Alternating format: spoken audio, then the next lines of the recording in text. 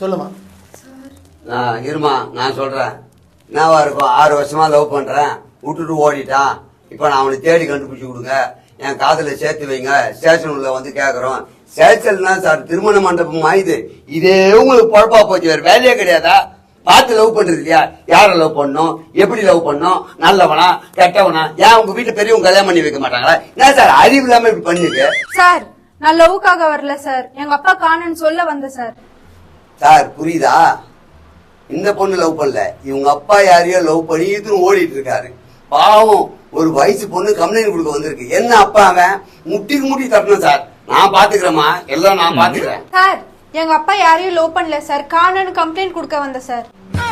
Sir பச்சை மண்ணு sir, love பண்ணது கூட தெரியாம இருக்கு பாத்தியா? என்ன குழந்தை மனசு சார் அதுக்கு. இவர் என்ன சார் சொல்றாரு? கடமை, ஒருத்தங்க கம்ப்ளைண்ட் கொடுக்க வந்தா அதை காது கொடுத்து கேளுங்க.